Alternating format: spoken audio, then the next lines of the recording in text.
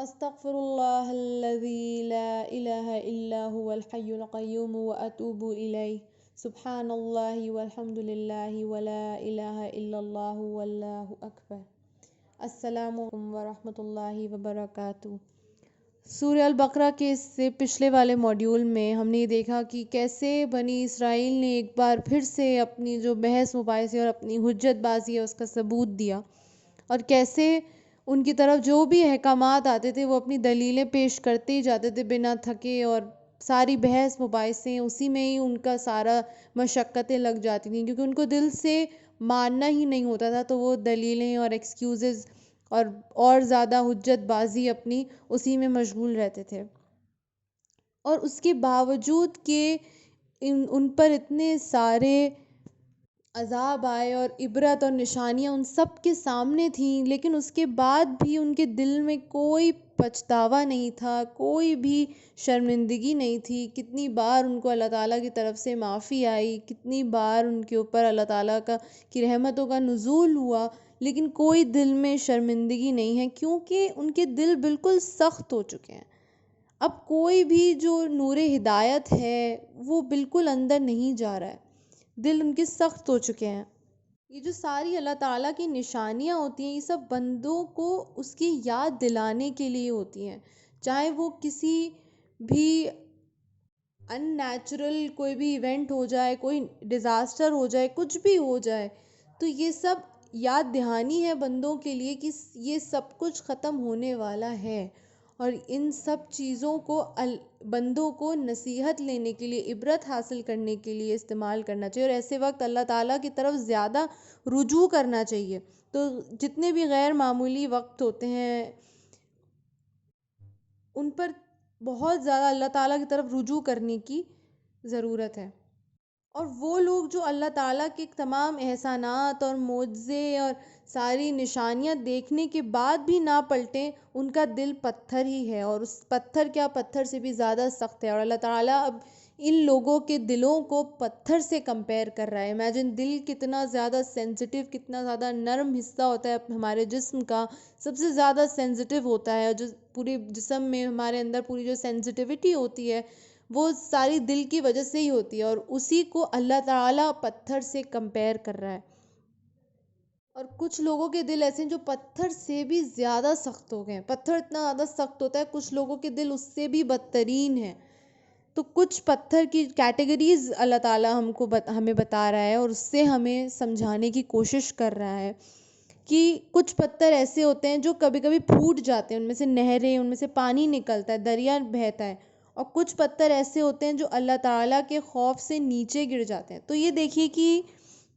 جو پتھر ہوتا ہے وہ بھی اللہ تعالیٰ کی بنائی ہوئی ایک چیز ہے، اور وہ بھی اللہ تعالیٰ کی تسبیح کرتا ہے۔ ابھی ہم کہتے ہیں نان لیونگ ہے، لیکن قیامت کے دن تو پتھر اور تمام نان لیونگ چیزیں بھی جو ہیں وہ بھی گواہی دیں گی نا قیامت کے دن۔ تو یہ بھی اللہ تعالیٰ کے خوف سے پتھر بھی نیچے گر جاتا ہے۔ جب ہمیں دیکھا نا لینڈ سلائیڈز ہوتے ہیں تو ایسے پورے اتنا بڑے بڑے پتھر، اتنی بڑی بڑی پوری زمین جو ہے وہ پوری زیادہ کھسک جاتی ہے اللہ تعالیٰ کے حکم پہ، تو وہ بھی اللہ تعالیٰ کی حکم کی تعمیل کرتی ہے۔ اور کیا پتھر جو کہ سب سے زیادہ ہارڈ چیز مانی جاتی ہے، اور ہم جو انسان ہیں جن کا دل بہت ہی زیادہ موم کی طرح ملائم ہونا چاہیے، ہم سب کے دل پتھر ہوئے ہیں اس وقت۔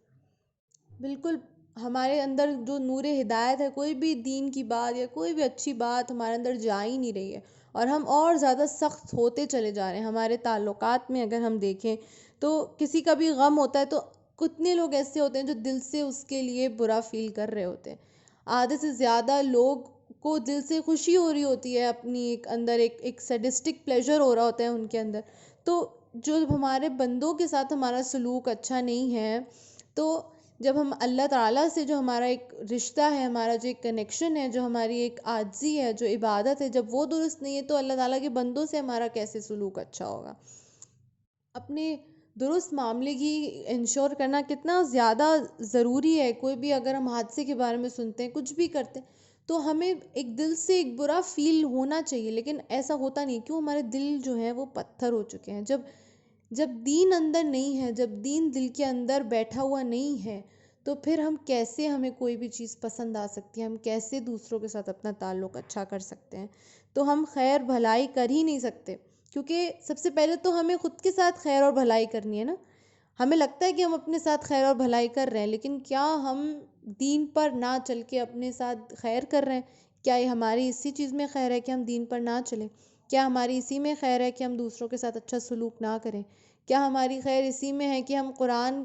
جو ہے وہ چھوڑ دیتے ہیں، رکھا رہتا ہے، ہم اس کو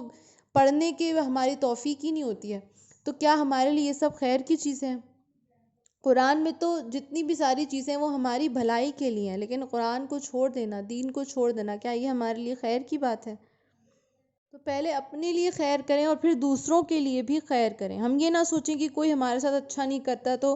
ہم بھی نہ کریں، کیوں؟ کیونکہ اللہ تعالیٰ نیکیوں سے غافل نہیں ہے، اور اگر ہم کسی کے لیے اچھا کام کر رہے ہیں، بھلے ہی سامنے والا ہم سے نفرت کرتا ہے، ہمارے ساتھ اس نے بہت زیادہ برا کیا ہے، لیکن ہم اگر اچھا کریں گے تو اللہ تعالیٰ اس کی جزا ہمیں دے گا، کیونکہ ہم اس کے لیے نہیں کر رہے ہیں، ہم اللہ تعالیٰ کی رضا کے لیے کر رہے ہیں۔ تو یہ کچھ چیزیں جو ہمارے دل میں آ جائیں تو ہمارا دل موم ہو جائے گا۔ جو دل پتھر ہوئے ہوئے ایک دوسرے کے لیے، اتنا زیادہ ہیٹریڈ ہے ہمارے اندر، ایگو، ایروگنس سب زیادہ اتنی زیادہ بھر گئی ہے کہ دل کو پتھر کر دیا ہے، سیاہ کر دیا ہے۔ کچھ بھی بات، کوئی بھی چیز اب ہمارے دل پہ سٹرائک ہی نہیں کرتی، ہمارا دل جو ایموشنز ہیں وہ دل ہمارا فیل ہی نہیں کرتا ہے۔ تو اللہ تعالیٰ ہم سب کو توفیق دے کہ ہم سب اچھے اخلاق والے اور دین کے مددگار بنیں انشاءاللہ تعالیٰ۔ دین کے مددگاروں کی بات میں کر رہی تھی، تو اب اللہ تعالیٰ یہودیوں کی بارے میں بتا رہے ہیں ہمیں۔ تو مدینے کے جو لوگ تھے ان کو یہودی بتاتے تھے نبی صلی اللہ علیہ وسلم کی آمد کے بارے میں، کیونکہ ان کو اس بارے میں معلوم تھا، ان کی تورات میں اس بات کا ذکر تھا، تو مدینے کے لوگوں کو وہ بتاتے تھے۔ تو وہاں پر جب آپ صلی اللہ علیہ وسلم پہنچے تو لوگ بہت جلدی ان پر ایمان لے آئے، کیونکہ انہوں نے ان کے بارے میں سنا ہوا تھا، لیکن جنہوں نے ان کو اس کے بارے میں بتایا تھا،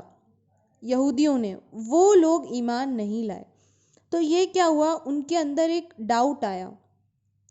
کہ جنہوں نے ہمیں بتایا وہی نہیں ایمان لا رہے ہیں، تو ہم کیوں لائیں؟ تو ایک کنفیوژن اور ایک مس لیڈ ہو گئے وہ لوگ سب، کیونکہ یہودی لوگ کیا کرتے تھے کہ جو دین کی باتیں وہ بات آگے بتاتے تھے، یہ بات میں پہلے بھی مینشن کر چکی ہوں کہ وہ جو دین کی باتیں آگے بتاتے تھے اس میں تبدیلیاں کر دیتے تھے، ٹھیک ہے؟ تو ان کا خود کا جو دین تھا وہ مضبوط نہیں تھا، تو جو دین آگے آنے والا ہے، آپ محمد مصطفیٰ صلی اللہ علیہ وسلم جو اس کو آگے لے کر آنے والے ہیں، اس پر وہ کیا ایمان لائیں گے جب ان کا خود کا دین ہی ڈال مٹول ہے؟ اور یہ بات بھی میں آپ کو مینشن کر چکی تھی کہ کیوں وہ محمد مصطفیٰ صلی اللہ علیہ وسلم پہ کیوں ایمان نہیں لائے تھے، کیوں انہوں نے پیغمبر کا انکار کیا تھا؟ حسد کی وجہ سے، جیلسی کی وجہ سے، کہ یہ نبی ہمارے قوم میں سے کیوں نہیں آیا۔ تو یہ ان کے اندر کی جو ڈاؤٹ ہے، یہ ان کے اندر ڈاؤٹ تھا۔ وہ سمجھتے تھے کہ وہی حق پہ ہیں، کیونکہ ہر انسان کو یہ لگتا ہے نا کہ I am the right person, تو میں تو غلط ہو ہی نہیں سکتا، آئی ایم رائٹ، بس یہ ایک تھنکنگ ہو گئی ہے سب کی۔ تو کون حق پہ ہے، کون حق پہ نہیں ہے، یہ سب تو قیامت کے دن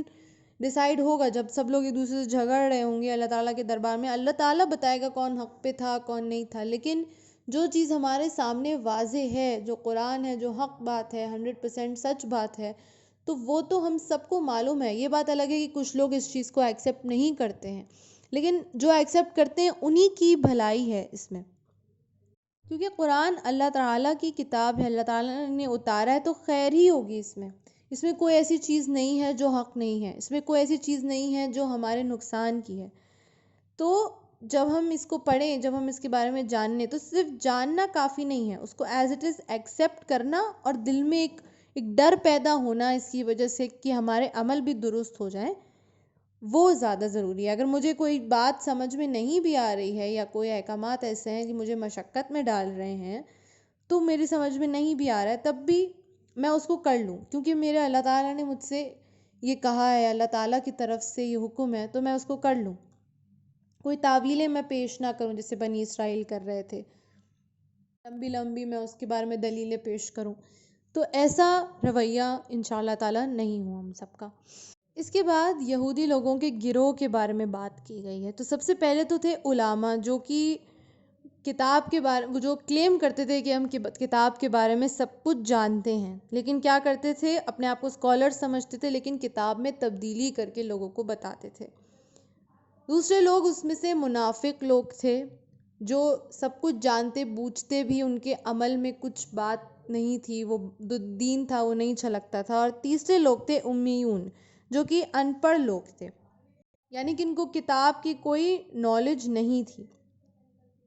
تو اس دور میں دیکھیے ایک وشفل تھنکنگ تھی دین میں، سب کو دین کے بارے میں معلوم تھا، جو علماء لوگ تھے، منافق لوگ تھے، سب دین کے بارے میں جانتے تھے، لیکن اپنے ہی وہم و گمان میں رہتے تھے، سب کا اپنا اپنا الگ انٹرپریٹیشن تھا دین کا، سب اپنی کنوینئنس کے حساب سے دین کو فالو کرتے تھے، ایک وشفل تھنکنگ تھی دین میں، تو کوئی بھی ڈسپلن نہیں تھا، کیونکہ اسلام جو ہے ہمیں ڈسپلن سکھاتا ہے، ایک ڈسپلن میں سب کو الائن کر دیتا ہے۔ لیکن ایسے وقت جب سوچیے کہ کوئی کچھ اور کر رہا ہے، کوئی دین کے نام پہ کچھ اور کر رہا ہے، تو کیا ڈسپلن ہوگا کسی کی بھی لائف میں، کیونکہ سب اپنے اپنے حساب سے دین کو چلا رہے تھے، کوئی جد و جہد نہیں کرنا چاہتا تھا، کوئی ان کو فرق نہیں پڑتا کہ کوئی احکامات وہ نہیں فالو کر رہے ہیں، تو وہ اسی وشفل تھنکنگ میں رہتے تھے کہ کیا پتہ کہ کوئی ہماری ایسی نیکی ہو جو اللہ تعالیٰ کو پسند آ جائے، اور یہ اگر ہم گناہ کر بھی لیتے ہیں تو کوئی ایسا مسئلہ نہیں ہے، ہم اتنی تمام نیکیاں تو کر رہے ہیں، اللہ تعالیٰ کو وہ پسند آ جائے گی۔ تو یہ لوگ دین کو فار گرانٹیڈ لیتے تھے، تو کیا کرتے تھے، یہ اتنا ہی ایکسٹریکٹ کرتے تھے جس میں ان کا مخصوص کوئی فائدہ ہو،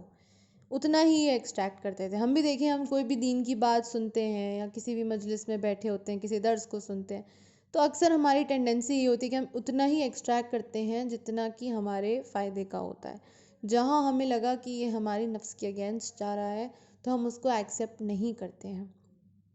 چاہے ہم درس دے رہے ہوں، چاہے ہم درس سن رہے ہوں۔ اکثر درس دینے والوں میں بھی یہ ہوتا ہے، جب کوئی بھی کسی کو بات بتا رہا ہوتا ہے، اس میں بھی یہ ہوتا ہے کہ ایک اسپیسیفک اس کا ایک بائس ہوتا ہے دماغ میں کہ ہمیں اس طریقے سے ٹارگٹ کرنا ہے، ایک ٹارگٹڈ طریقہ ہوتا ہے، جنرلائزڈ چیز نہیں بتاتے ہیں جو قرآن میں دی ہوئی جو کہ سب کے لیے، وہ نہیں بتاتے، ایک ٹارگٹڈ چیز جہاں پر ان کا ایک پرسنل بائس ہوتا ہے، پرسنل پروفٹ ہوتا ہے، اس طریقے سے دین کی بات یہ لوگ بتاتے تھے۔ وہ بات الگ ہے کہ کتاب کو عام کرنے کی کوشش وہ لوگ کرتے تھے، جیسے علماء بھی جو تھے تو وہ کوشش کرتے تھے کہ سب کو علم دیں اور سب باتیں بتائیں، لیکن پھر وہی چیز ہے کہ جب انسان اپنی حساب سے اس کو مینیپولیٹ کر کے اس کو بتائے گا، تو وہ جو کتاب ہے وہ ہدی للناس نہیں ہوئی، وہ پھر سب کے لیے نہیں ہوئی، وہ پھر ان کے حساب سے جو وہ چاہتے ہیں وہ اس کو آگے بڑھاتے ہیں، تو یہ ایک گمراہ کرنے والی بات ہو گئی۔ تو ایسا ہی ایک گروہ تھا یہودیوں کا بھی، جو کیا کرتے تھے، جو اللہ تعالیٰ کی بات، اللہ تعالیٰ کا نام لے کر اپنی من گھڑت باتیں لوگوں کو بتاتے تھے،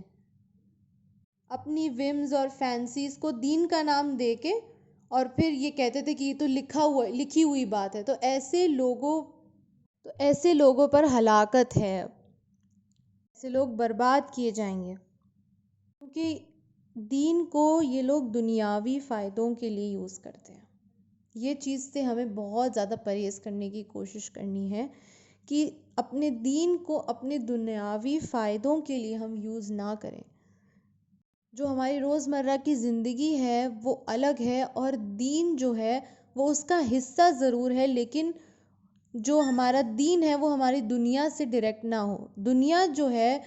وہ دین کے حساب سے چلتی ہے، دین جو ہے وہ دنیا کے حساب سے نہیں چلتا ہے۔ اور آج کل جو ایک ماحول ہے، جو ایک سچویشن ہے، وہ یہی ہے، بالکل الٹ ہے اس کا جو ہونا چاہیے۔ لوگ اپنی غلط